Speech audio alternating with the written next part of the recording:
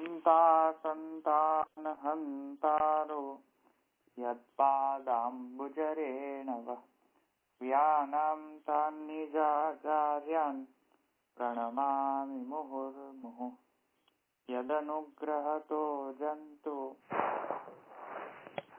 तो भवेत् तमहं सर्वदा वन्दे श्रीमद्वल्लभनन्दनम् अज्ञानतिमिरान्धस्य ज्ञानाञ्जनशलाकया चक्षुरुन्मीलितं येन तस्मै श्रीगुरवे नमः।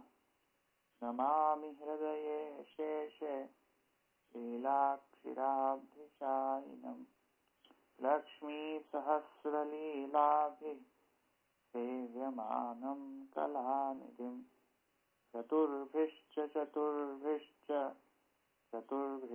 स्त्रिभिस्तथा षड्भिर्विराजते योऽसौ पञ्चधा हृदये मम।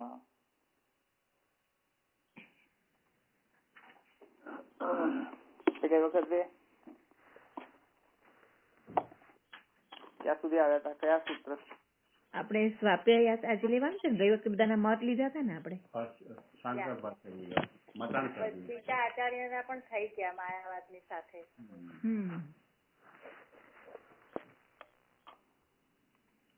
હા, તો આપણે એક સેકન્ડ 1-1-8 સ્વાપ્યાયાત. હા, 1-1-8 8મો સૂત્ર છે આપણું, રાઈટ. એટલે ત્રણ સૂત્ર રહ્યા છે હવે.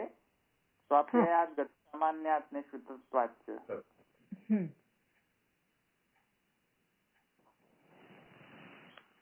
ઠીક છે, તો આપણે મતાંતર જોઈ લીધું હતું ગઈ વખતે. તો મતાંતરમાં તો શું સ્ટેન્ડ છે? શંકરાચાર્યજીનો મુખ્ય શંકરાચાર્યજીનો જે સ્ટેન્ડ છે એ તો મેં તમને કહ્યો.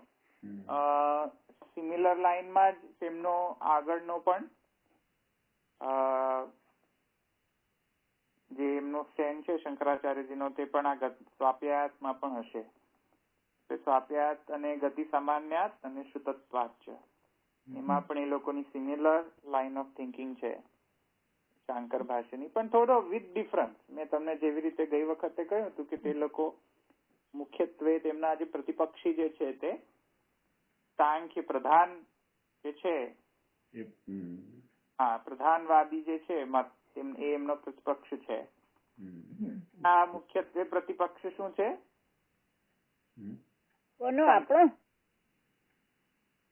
માયાવાદ. હા, એમનો માયાવાદ. તો આપણો પ્રતિપક્ષ આપણે કીધું હતું કે આ ઇન્ડિપેન્ડન્ટ સૂત્રો છે એટલે શું એનો મતલબ છે? 4 સૂત્ર ઇન્ડિપેન્ડન્ટ છે એવું કીધું હતું. હા, હેયત્ય અવાચ્યથી અને હેયત્ય અવાચ્યના છે એ પણ ઇન્ડિપેન્ડન્ટ કીધું હતું. એટલે ના, હેયત તો અવચનાચ્ય નહીં. આ જે સ્વાપ્ય તેથી લઈને સ્વતંત્ર હેતુઓ છે, ઇન્ડિપેન્ડન્ટ છે. 3 હા, સ્વાપ્યાયાત, ગતિ સામાન્યાત ને શ્રુતત્વાચ, આ 3 સૂત્ર જે છે તે સ્વતંત્ર હેતુઓ છે. સ્વતંત્ર હેતુ આગળના જે સૂત્રો જે છે તે એકબીજાથી સંકળાયેલા છે. બીજાના પરસ્પર વિરોધને જયારે, એટલે કે પહેલો જે સૂત્ર છે તે કોઈક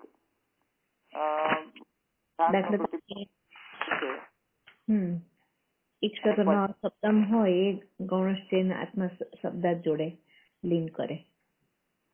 હા, એટલે એના પછીનો જે સૂત્ર છે તે તેના પૂર્વ પક્ષને આન્સર કરતો હોય છે. એટલે તેથી એક સૂત્ર 7 સુધી એવું થોટ પ્રોસેસ છે, અને પછી સૂત્ર 8માં વધારે તેઓ હેતુઓ જણાવે છે, પણ વધારે હેતુઓ છે તેથી કરીને ઉપરના સાથે કોઈ સંકળાયેલું એ નથી, પણ એક્સ્ટ્રા જેને કહીએ ને આપણે એક્સ્ટ્રા પ્રૂફ આપ્યું છે. અચ્છા. જરૂર નથી, આપેલું છે સૂત્રો.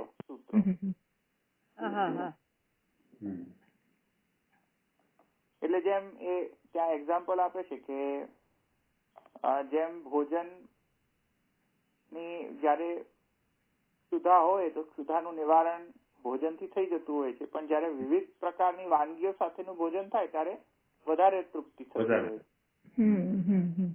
એવી રીતે અહીંયા પણ વિવિધ જાતના મતથી કોઈક વસ્તુનું પ્રતિપાદન કરવામાં આવે તો એ વધારે સુદ્રઢ થતી હોય છે, વધારે તૃપ્તિ આપતી હોય છે.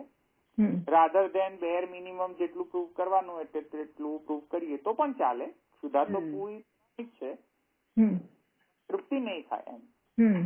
એટલે એમનું વિચારવાનું તો બદલાયું નથી, એકનું એક જ એ જ પ્રમાણે આપ જેમ કહો છો લાઈન ઓફ થોટ તો એક જ રહે, રાઈટ ને? હા, લાઈન ઓફ થોટ એક જ રહે, પણ જુદી જુદી રીતે એક જ વસ્તુને કહેવા માટે આદન કરે. હા, કેમ કે એક જ વસ્તુને પ્રૂવ કરવા માટે જુદી જુદી રીતે કહીશું તો તે સુદ્રઢ બનશે. સુલાખન ન્યાય છે ને હજુ. એટલે વધારાના જે સ્વતંત્ર હેતુઓ આપેલા છે આ સ્વાપ્યાયાત, ગતિ સામાન્યાત ને શ્રુતત્વાચ્યથી.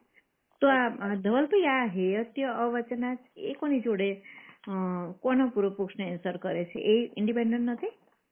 ના, એ ઇન્ડિપેન્ડન્ટ નથી, તે સ્વતંત્ર હેતુઓ નથી. એમાં તનિષ્ઠસ્ય મોક્ષોપદેશાત ની અંદર આવતો પાછો પૂર્વ પક્ષ છે ને કે સગુણ બ્રહ્મ અને જે નિર્ગુણ બ્રહ્મ છે તેમાં સગુણ બ્રહ્મ જે છે તેનાથી શાંકર વાળા મત એવું માને છે કે શાંકર મતમાં બે પ્રકારની મુક્તિ છે, ક્રમ મુક્તિ અને સદ્યો મુક્તિ. તો ક્રમ મુક્તિમાં શું થાય છે કે જે ઉપાસ્ય દેવ છે એટલે કે સગુણ બ્રહ્મ છે તેનાથી પણ મોક્ષ મળી શકે છે. સગુણ બ્રહ્મ થી મોક્ષ મળે છે પણ એ મોક્ષ ક્રમ મોક્ષ હોય છે, સદ્યો મુક્તિ નથી હોતી, ક્રમ મોક્ષ હોય છે, ક્રમ મુક્તિ. અને જે નિર્ગુણ બ્રહ્મ ની જયારે નિર્ગુણ બ્રહ્મ નું જ્ઞાન થઈ જાય ત્યારે સદ્યો મુક્તિ થાય છે. મોક્ષ તો ગણાય છે, મોક્ષ બે પ્રકારનો છે, સદ્યો મુક્તિ અને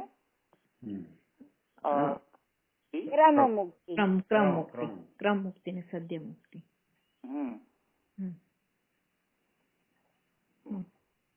ક્રમ એટલે કે વન બાય વન સ્ટેપ કરે. ધ્રુવ લોક નું સ્ટેપ કરે ને, બ્રહ્મ લોક નું ધ્રુવ લોક નું સ્ટેપ કરે ને. તો વન બાય વન એ ઉપર જાય એટલે ડાયરેક્ટ ન મળે, ઇનડાયરેક્ટ. સદ્યો મુક્તિ એટલે કે ઇન્સ્ટન્ટ. આવે છે ને ભાગવતજીમાં. હા, સત્વરે મોક્ષ કે ને ઇન્સ્ટન્ટ. હા, સ્વતો મોક્ષ એ સદ્યો મુક્તિ નથી. ના, સત્વરે મોક્ષ એટલે ઇન્સ્ટન્ટ. હા, ઇન્સ્ટન્ટલી ઇન્સ્ટન્ટ ઢોકલા ને ઇન્સ્ટન્ટ ફાફડા મળે ને એવા.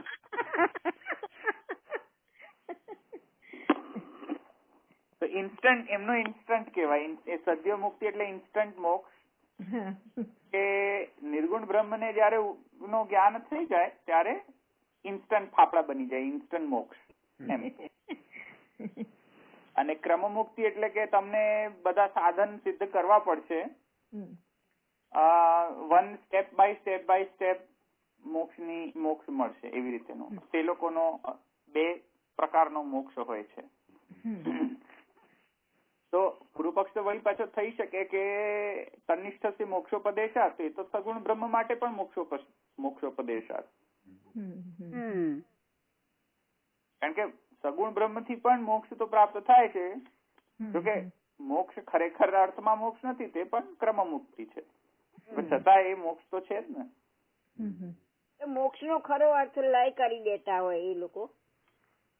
ના, એ તો કઉ છું, લય જે છે તે એમનો સદ્યો મુક્તિ છે. હા, હું એજ એટલે લય એમ સદ્યો મુક્તિ એ નિર્ગુણ માં જ થાય એમને. એટલે એકચ્યુઅલી એમને આપણે બોલીએ છીએ લય, પણ એકચ્યુઅલી એમના હિસાબથી લય છે જ નહીં. એ તો એમની પ્રોબ્લેમ છે ને કે એકચ્યુઅલી લય નથી. અચ્છા, એ તો પોતે બ્રહ્મ છે. લય ક્યાં હોય કે જ્યાં દ્વૈતાપત્તિ હોય ત્યાં લય હોય. એમને તો દ્વૈત જ નથી, તો પછી લય કોનામાં કોનો થાય? રાઈટ. એટલે એમનો કઈ સદ્ય મુક્તિ એટલે કે લય નથી, પણ સદ્ય મુક્તિ એટલે કે જે જીવની અજ્ઞાનાવસ્થા છે એ જયારે પૂર્ણ જ્ઞાનાવસ્થામાં પ્રાપ્ત થઈ જાય, એટલે અહમ બ્રહ્માસ્મિ ની અવસ્થામાં પ્રાપ્ત થઈ જાય તો તે સ્વયં જ બ્રહ્મ છે. અચ્છા. તો એ એમની સદ્ય મુક્તિ છે. એમાં કઈ લય જેવું કઈ છે નહીં એકચ્યુઅલી. એટલે અંશાંશી ભાવ તે લોકો નથી માનતા. એ આપણા મત અંશાંશી ભાવ છે. એ સમજમાં આવે ને, એટલે તો આપણને બહુ આમ અટપટું લાગે કે ભાઈ આ લય નહીં તો પછી શું હોય. એમને જીવ અંશ નથી. સમજમાં આવ્યું? એ કઈ પેલું વ્યાપક જ માને છે ને. હા, એ જીવને વ્યાપક જ માને છે. એને જસ્ટ ખાલી એક વાત સમજો, જીવ જે છે એ એકચ્યુઅલી બધા બહુ જીવો નથી, એક જ વસ્તુ છે. એટલે શું છે કે એક જેમ ચંદ્ર જે છે, હું ઘણી વખત એનો દાખલો આપું છું, ચંદ્ર અને ચારણી. હા, એ તો છે ને આપણા એમાં પણ. એ દાખલાથી તમે સમજી જાઓ કે જીવ કઈ અનેક નથી, ખરેખર અનેક નથી, એ એક જ છે. એ તો તમે પેલી વચ્ચે ચારણી આવી ગઈ એટલે તમને જુદી ચેતના દેખાય છે. એમ ધવલભાઈ જુદી ચેતના, પારુલબેન જુદી ચેતના, અંજનાબેન જુદી ચેતના. ખરેખર જુદી ચેતના જ નથી એમના મતમાં. સમજમાં આવ્યું? એ તો અહમ બ્રહ્માસ્મિ જ છે, બ્રહ્મ જ છે બધાય. અંજનાબેન બ્રહ્મ અને તમે બ્રહ્મ ને હું બ્રહ્મ. આવ્યું? એટલે એ પૃથક નથી, જેમ આપણા મતમાં એને પૃથક ગણવામાં આવે છે અંશાંશી ભાવના કારણે. એમના મતમાં એ પૃથકતા જ નથી. એમના મતમાં પૃથકતા આવે છે એ મિથ્યાના કારણે પૃથકતા આવે છે, બાકી છે બધા એક જ પાછા. એટલે દ્વૈત છે જ નહીં. દ્વૈત વચ્ચે લાવો તો એમને પ્રોબ્લેમ થઈ જાય. દ્વૈત છે જ નહીં. સમજમાં આવ્યું?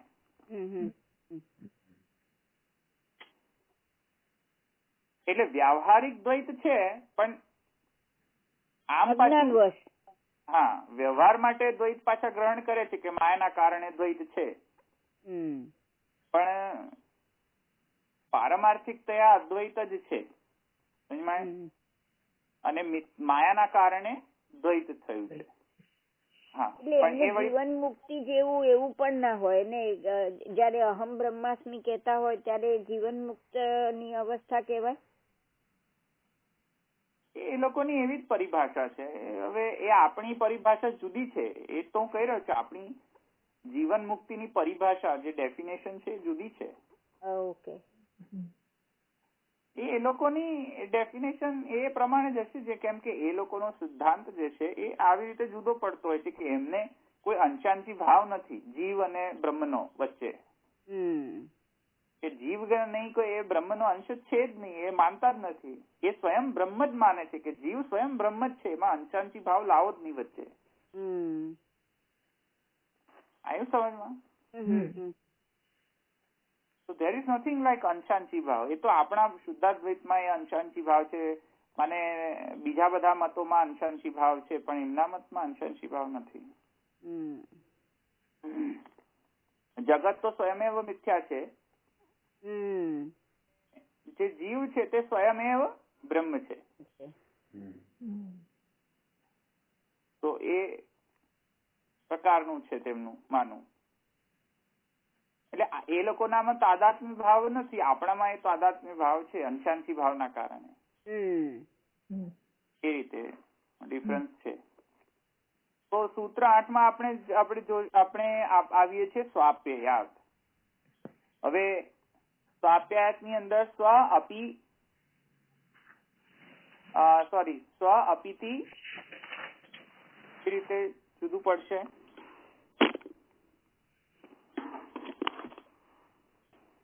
તો સ્વાપ્યાયાત નો મુખ્ય મુદ્દો એ સમજો કે અને પીતિ એવા બે શબ્દ થી બન્યો છે તે સ્વપીતિ. સ્વપીતિ થી સ્વાપ્યાયાત સૂત્ર આવ્યો. અને અહીંયા સ્વાપ્યાયાત સૂત્ર કેમ આવ્યો? તો એમાં ઉપનિષદમાં એનું વર્ણન મળે છે બેઝિકલી. જ્યારે છાંદોગ્ય ઉપનિષદની શ્રુતિ છે આ, જ્યાં જીવને સ્વપીતિ કહેવામાં આવ્યો છે. તો છાંદોગ્ય ઉપનિષદમાં એ શ્રુતિ એ વર્ણન કરી રહી છે જ્યારે એ જીવનો લય થાય છે બ્રહ્મમાં, બેઝિકલી મોક્ષાવસ્થા લઈ લો તો પણ, તો ત્યાં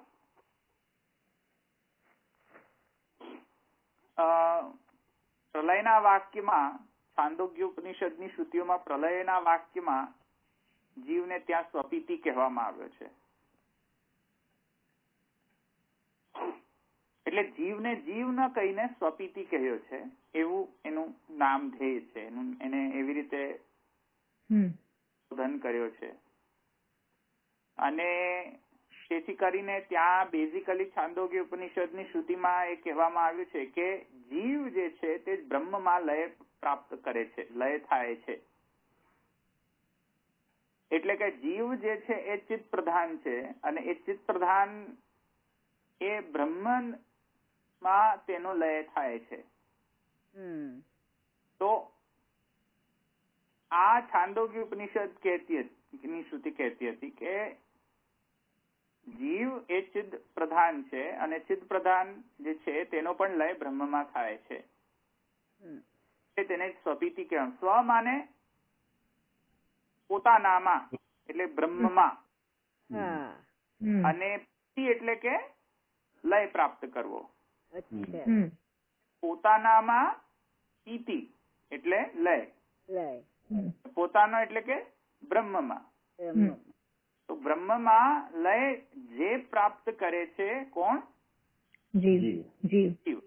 એટલે એને જીવને સ્વપીતિ કહેવામાં આવે છે. સમજમાં આવે? તો જીવના માટે કહ્યું છે કે સ્વપીતિ. બરાબર. કહે છે જીવનો સ્વપીતિ છે તેથી કરીને. એ સૂત્રનો અર્થ થયો સ્વાપ્યયાદ, એટલે કે જીવનો સ્વપીતિ. જીવ સ્વપીતિ છે, બ્રહ્મમાં એનો લય થાય છે.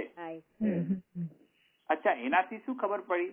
એ કહી દીધું તો શું ખબર પડી ગઈ એમાં? ઠીક છે, એમાં કઈ બહુ મોટી ધાડ થોડી મારી દીધી કે જીવનો લય બ્રહ્મમાં થાય છે.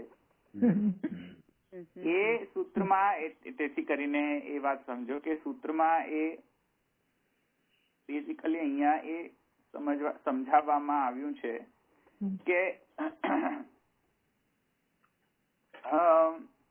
બ્રહ્મ જેમ ઈક્ષણના કારણે, બ્રહ્મના ઈક્ષણના કારણે તે અશબ્દ હતો, તે શબ્દાયમાન થયો, રાઈટ? બરાબર. એવી રીતે બ્રહ્મ જે છે તે પ્રલયમાં પણ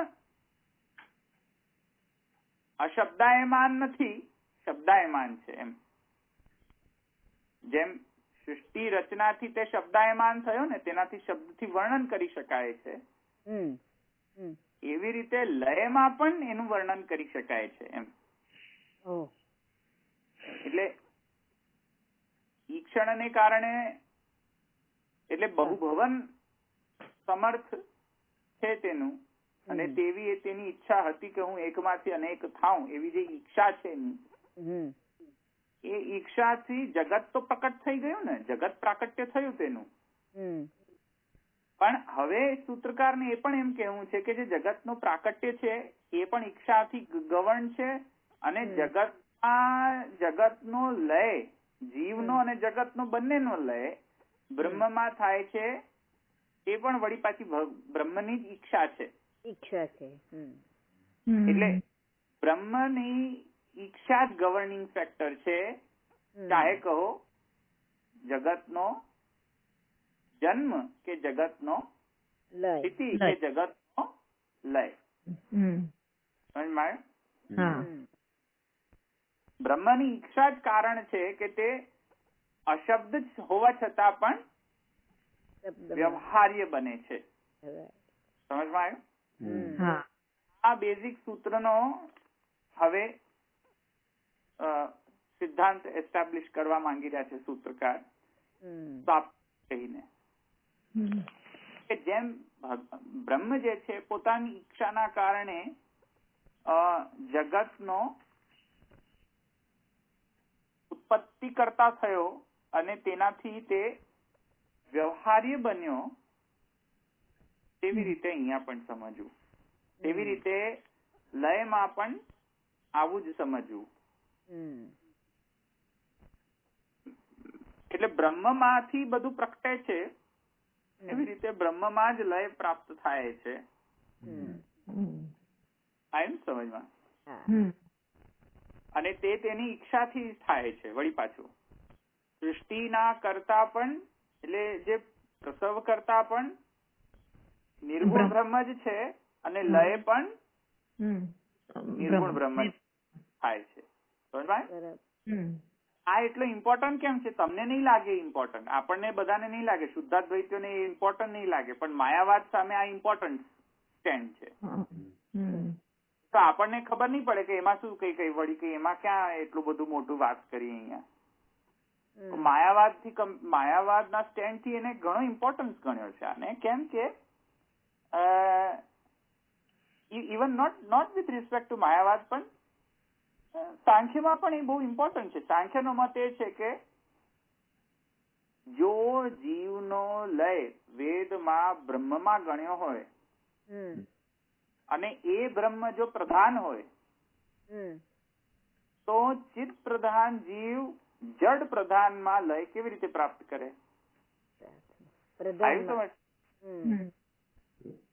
ફરી કોને ધવલભાઈ જરા ફરી કોને? એટલે જો જીવનો લય બ્રહ્મમાં થાય એમ જો વેદ કહેતું હોય અને જો બ્રહ્મ પ્રધાન હોય સાંખ્યવાદના પ્રમાણે, હવે કહો કે જીવ તો ચિદ છે, તો ચિદનો લય જડમાં, જડ સદરૂપ જડમાં કેવી રીતે થાય? આવ્યું ને સમજમાં?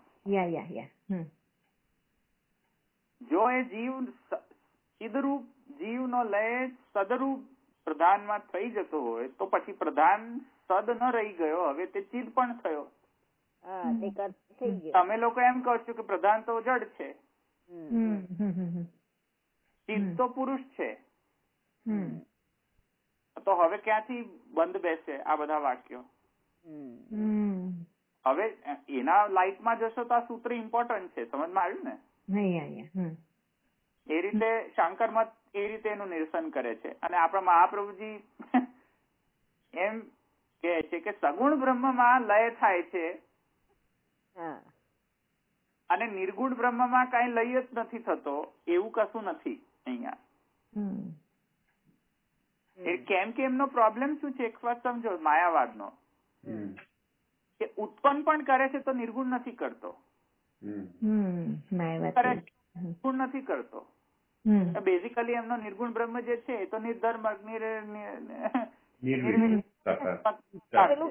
અંગ્રેજીમાં ગુડ ફોર નથિંગ એવું ટાઈપનું છે. હા, ગુડ ફોર નથિંગ બ્રહ્મ છે એમનો. એ નિર્ગુણ બ્રહ્મ એમનો એવો છે.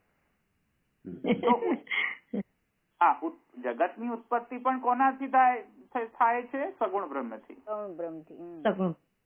અને એટલે માયાના પ્રોજેક્શન થી એ સગુણ બને છે અને સગુણ બનવા પછી જગત ઉત્પત્તિ થાય છે.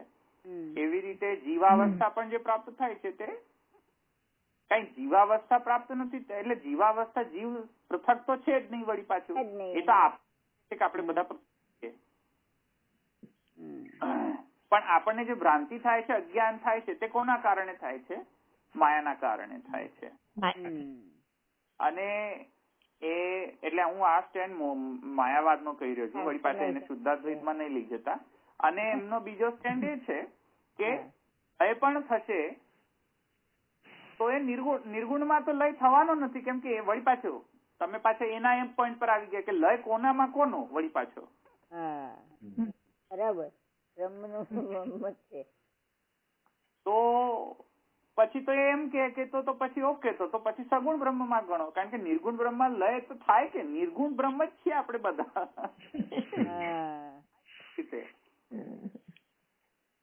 તો તો મહાપ્રભુજી કહે છે નહીં નહીં નહીં, એ મત ખોટો છે. એ મતને કાઉન્ટર કરવા માટે મહાપ્રભુજી કહે છે કે નહીં, એ સગુણ બ્રહ્મ પરક નથી. આ બધા વાક્યો આ નિર્ગુણ બ્રહ્મ પરક જ છે.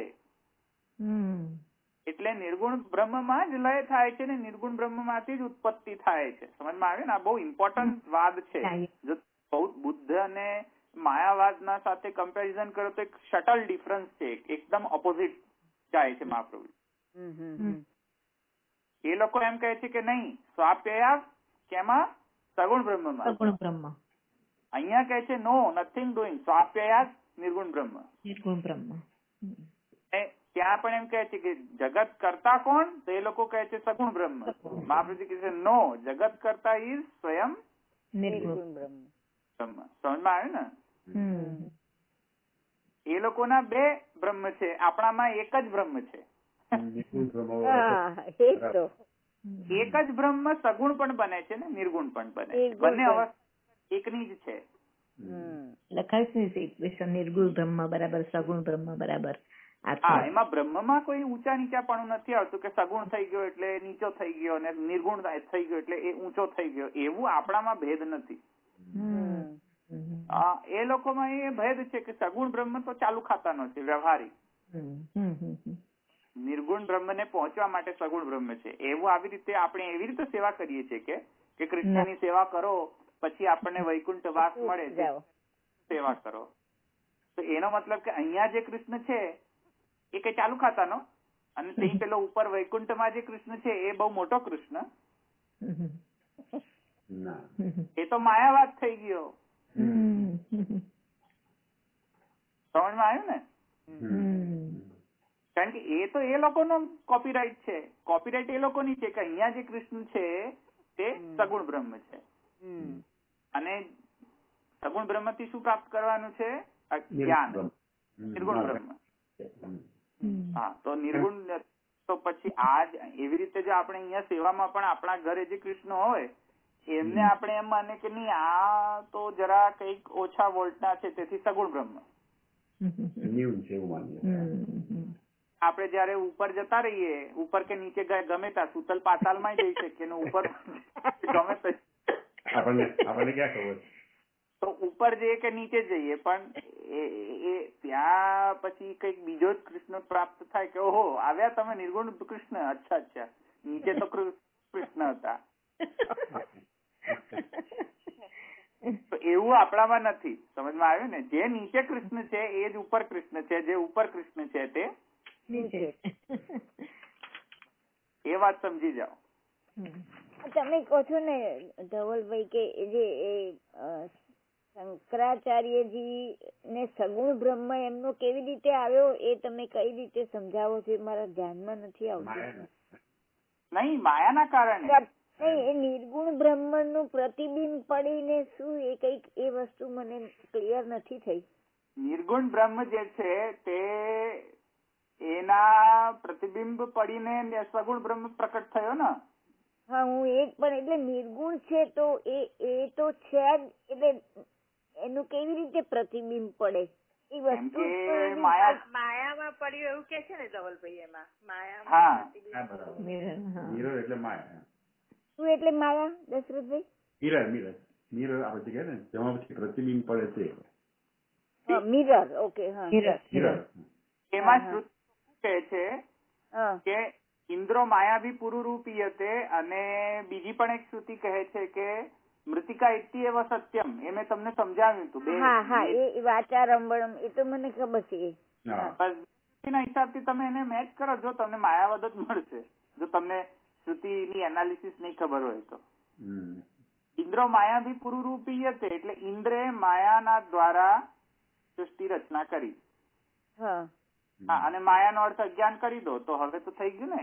ઇન્દ્રે અજ્ઞાન દ્વારા, ઇન્દ્ર એટલે અહીંયા બ્રહ્મ, બ્રહ્મે અજ્ઞાન દ્વારા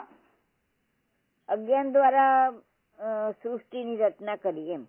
હવે એ વર્ડ નો એ સેન્ટેન્સ નો ઇન્ટરપ્રિટેશન કરશો તો બ્રહ્મને તો અજ્ઞાન કહેવાય નહીં પાછું. ના. તો હવે કોને અજ્ઞાન કેવું? સત્યમ જ્ઞાનમ અનંતમ બ્રહ્મ, તો પછી એને અજ્ઞાન કેવી રીતે કહેવાય? હા, સત્યમ જ્ઞાનમ અનંતમ હોય બ્રહ્મ તો અજ્ઞાન કેવી રીતે કહેવાય? એટલે હવે એ લોકો શું કરે છે, અચ્છા માની લો કે હવે માયા એક સેપરેટ એન્ટિટી છે, એટલે માયા એ અજ્ઞાન છે, એટલે બ્રહ્મથી જુદી છે. બ્રહ્મથી જુદી છે. હા, કેમ કે બ્રહ્મમાં તો અજ્ઞાન જ નથી, એ તો ચિત્ત છે. તો જ્ઞાનમાં અજ્ઞાન કેવી રીતે રહે? એટલે એને જુદી કરો. એટલે હવે એમ કહે છે કે માયામાં એ પ્રોજેક્શન પડ્યું અને અજ્ઞાનના પ્રોજેક્શનમાં તે વિવર્ત પેદા થયો. હવે એ વિવર્ત બે જાતના, એક સારો વિવર્ત અને એક નરસો વિવર્ત. જે સારો વિવર્ત છે તે સગુણ છે બ્રહ્મ. અચ્છા. અને જે ખરાબ વિવર્ત જે છે તે આઈ ને સમજમાં, એ સાંસારિક વિવર્ત છે.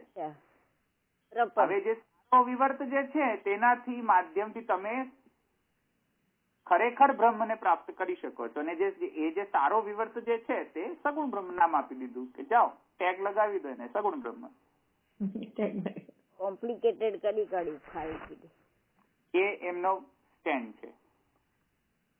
એટલે માયા બ્રહ્મ સિવાય માયા આવી ગઈ ક્યાંથી, બીજેથી ક્યાંથી આવી એ માયા? પછી અજ્ઞાન ભલે કહો પણ એ આવ્યું ક્યાંથી? અજ્ઞાન તો તમે કહો છો જ્ઞાનમાં રહી ના શકે, એટલે તો જુદી કરવી પડે ને. અચ્છા. કે શ્રુતિ કહે છે ઇન્દ્રો માયાવી પુરુરૂપી હતે. હા, જુદી કર્યા વગર તો રહેવાય નહીં ને. હા, તો પછી તો બ્રહ્મ સિવાય કશું છે જ નહીં, તો પછી આવી ક્યાંથી? બહારથી આવી પણ તો લાવી પડે, પણ પછી શું કરે? હા, કારણ કે એમને એ મંજૂર નથી કે બ્રહ્મમાં અજ્ઞાન પણ છે. અજ્ઞાન છે તો પછી તો બ્રહ્મમાં અજ્ઞાન આવી ગયો તો ક્યારે બ્રહ્મ બિચારો? એ તો જુદી કરવી પડે. બ્રહ્મમાં અજ્ઞાન ના ગણી શકાય ના.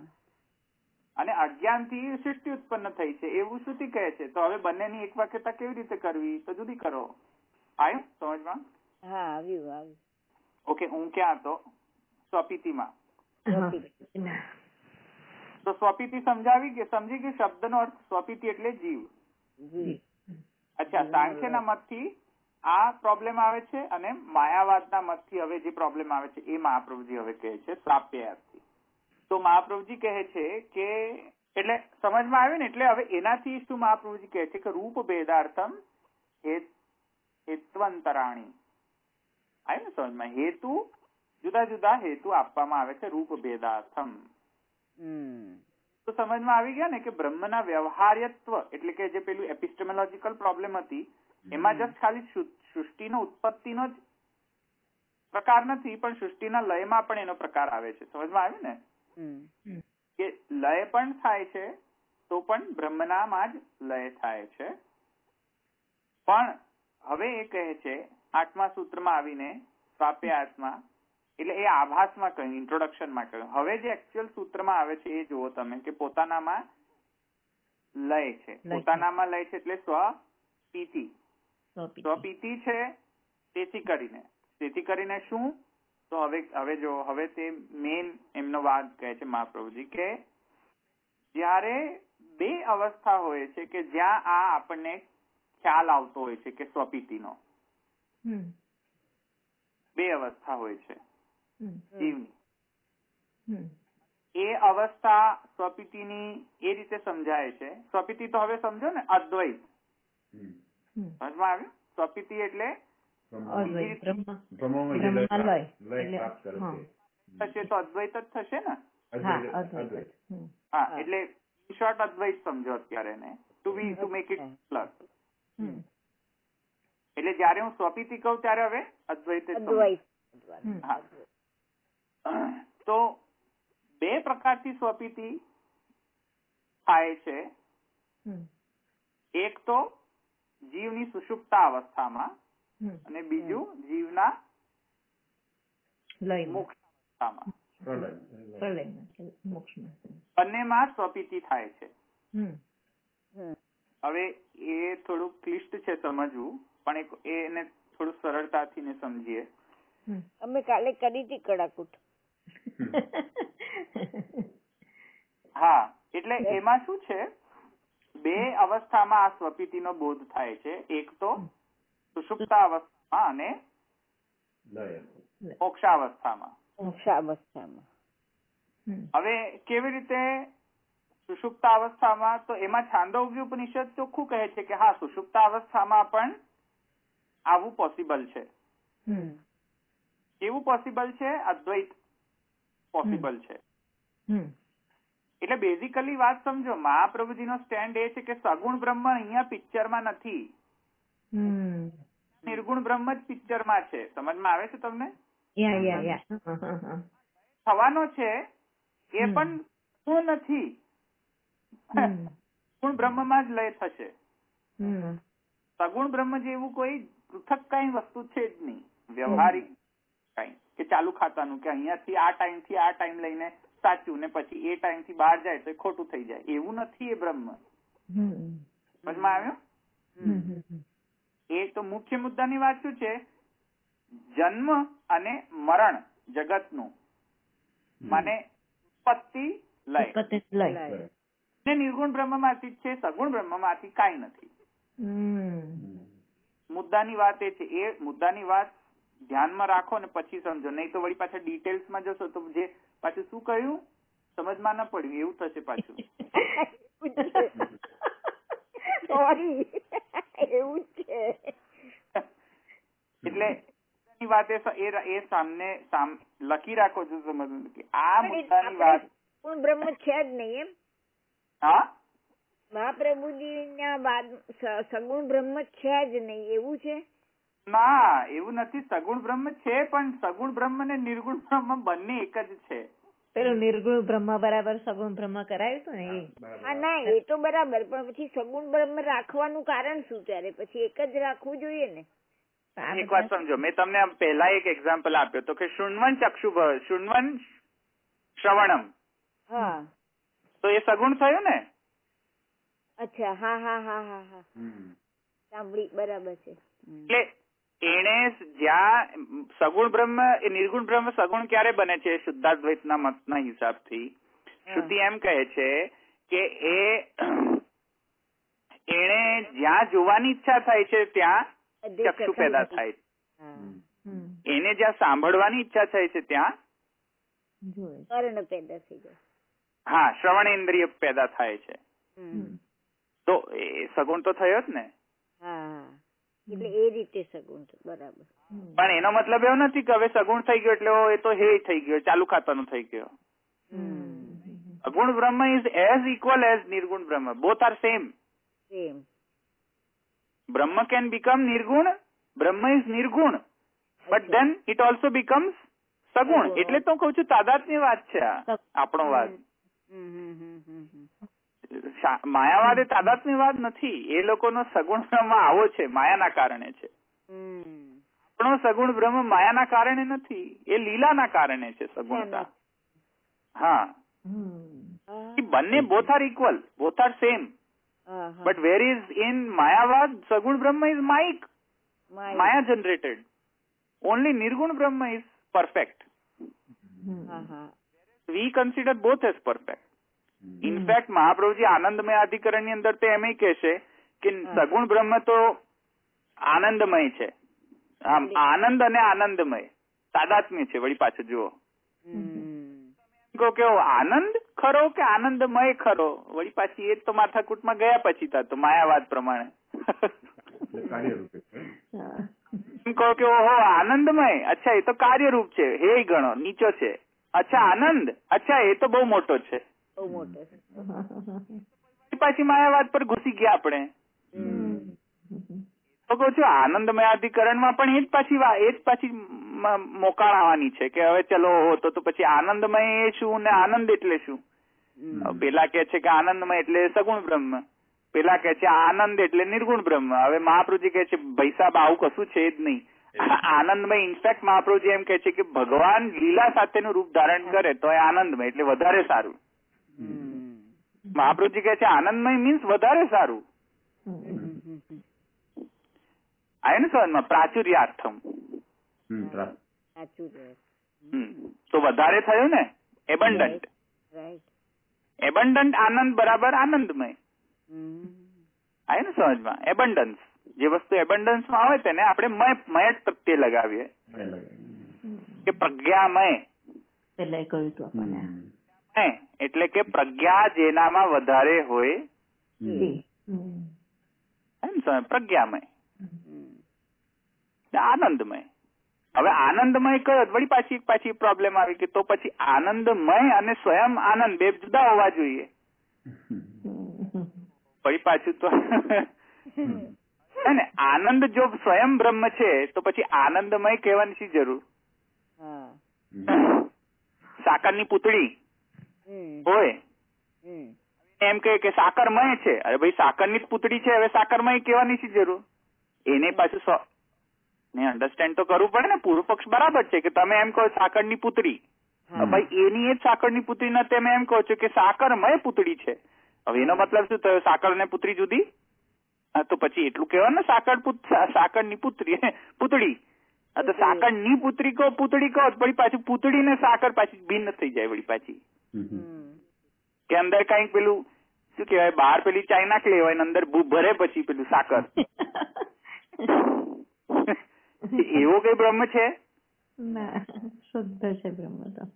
હા, એટલે એ બધા પાછા એ આવશે. વળી પાછા અહીંયા પાછા એ જ પ્રશ્ન પછી એટલે તમે લખી રાખો કે આ મુખ્ય મુદ્દાની વાત એ છે કે જે સૃષ્ટિ કરતા છે અને સૃષ્ટિમાં જે લય જેમાં થાય છે બધા સગુણ નથી, એ નિર્ગુણમાં જ થાય છે. એવો નથી કે સગુણ બ્રહ્મ આપણા મતમાં નથી. મેં તમને હમણાં જ સમજાવ્યું. એનો મતલબ એવો નથી કે જે પરબ્રહ્મ છે તેમાં જ થાય છે. માયાથી જે આક્ષિપ્ત જે બ્રહ્મ છે એવો કઈ બ્રહ્મ શ્રુતિમાં છે જ નહીં. એ બેઝિકલી આ પોઈન્ટ એમને કેવો છે. સમજમાં આવ્યું? Okay, let's continue. તો ક્યાં ગયો? હા, સ્વપીતિ બે અવસ્થામાં હોય છે જીવની. એકચ્યુઅલી હું સ્વપીતિને ક્રિયાપદ તરીકે યુઝ કરું છું. એકચ્યુઅલી મારા સ્ટેટમેન્ટમાં મારે ક્રિયાપદ તરીકે યુઝ ન કરવો જોઈએ. એટલે હું એમ લેટ મી સે ઇન ધીસ વે, જીવ એ જે સ્વપીતિ છે એ બે અવસ્થામાં એને અનુભૂતિ થાય છે. કે સુષુપ્તાવસ્થા અને છે મોક્ષાવસ્થા. હા, તો એમાં જે સુષુપ્તાવસ્થા જે છે એમાં કેવી રીતે સ્વપીતિ બને છે? તો એવા સમજો કે કોઈ પણ પ્રાણી મને એ પોતાના દેહાભિમાન, ઇન્દ્રિયાધ્યાસ વગેરે અધ્યાસોના કારણે એમાં પોતાનો અહમતા અને મમતા હોય છે. સમજાય?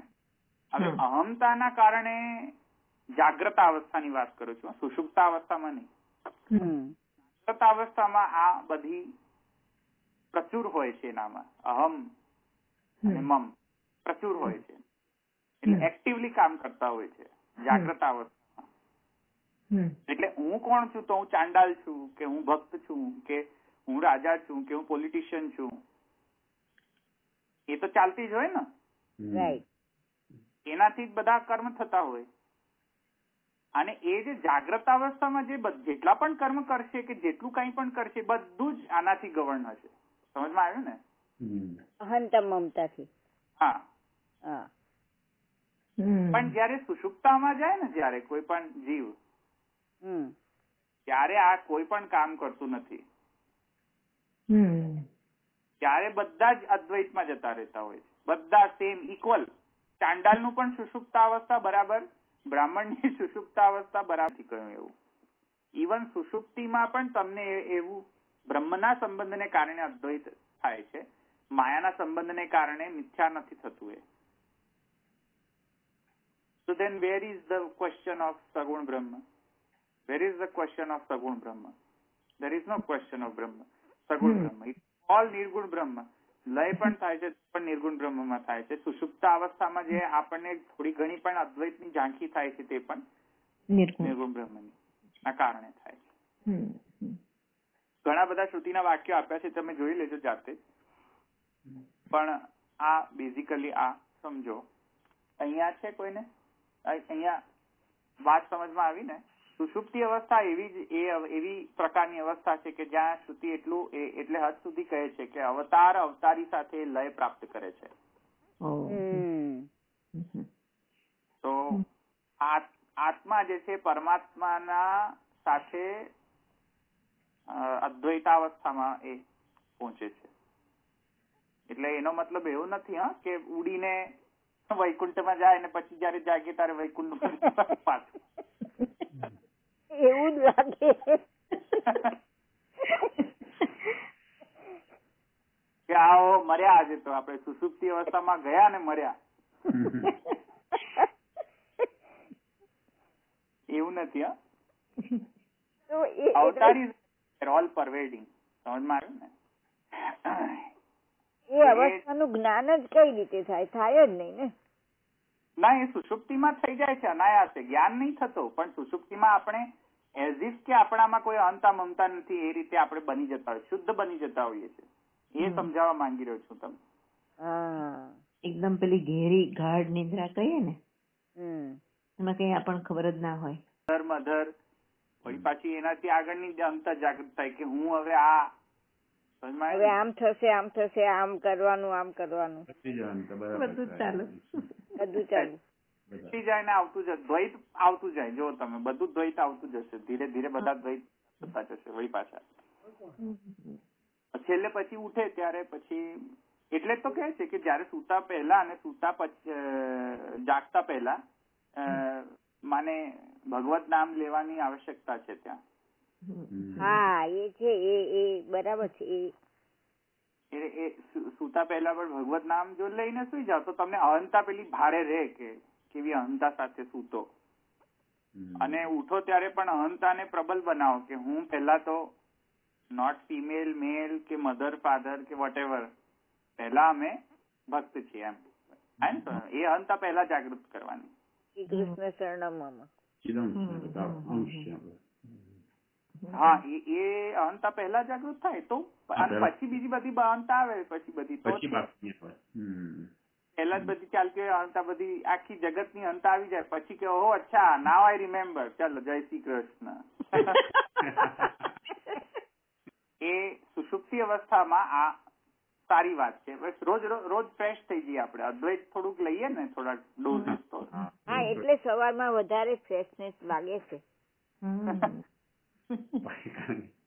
સુષુપ્તિમાં કોણ હોય? કઈ ના હોય. કોણ હોય? બ્રહ્મ સાથે જ હોય ને તમારો લાઈફ. એટલે જીવ અને બ્રહ્મ ની એકાત્મતા થઈ જાય એવું. હા, એટલે હવે એને તમે મોક્ષ થી સાથે નહીં સરખાવો. મેં જેમ તમને કહ્યું તેમ જસ્ટ ખાલી એક ગ્લિમ્સ મળતી હોય છે આપણને. હા, તો કેમ કે આપણી અહંતા મમતા વગેરે કઈ પણ વૃત્તિઓ એટલી બધી પ્રબલ હોતી નથી તે વખતે. એ વૃત્તિઓ શાંતમાં હોય છે. એ બધી વૃત્તિ ચાલતી હોતી જ નથી એકચ્યુઅલી. એ રીતે લયના બે ફિનોમિના આપણે જોયા, સ્વાપ્યાત્મા અને સ્વાપ્યાસની અંદર. ગતિ સામાન્યાત પણ ઈઝી છે, પણ સ્વાપ્યાત બેઝિકલી છે. એમાં હવે તમે વાંચો તો તમને સમજમાં આવશે. એમાં કહે છે મહાપ્રભુજી કે રોજ રોજ જીવ બ્રહ્મમાં સંપન્ન થાય છે, જો ને, અને હવા જેવો થઈ જાય છે. મહાપ્રભુજી કહે છે અને જે શક્તિ મળે છે એની પાસેથી જ મળે છે સવારમાં. અહર અહર જીવો બ્રહ્મ સંપદ્ય તતો બલાદ્યધિષ્ઠાનમ પ્રાપ્ય પુનર્નવ ઇવ સમાયાતિ વાસના અશેષાત. છે ને? હા, એ વાસનાનું કાલે કહેતો. હા, વાસના રહી ગઈ હોય એટલે પછી પાછું આવે. પાછી તો સુષુપ્તિ તો ભંગ થવાની જ, વાસના તો પાછી જાય નહીં ને. ભંગ થશે સુષુપ્તિ વળી પાછી. એવી રીતે વાસના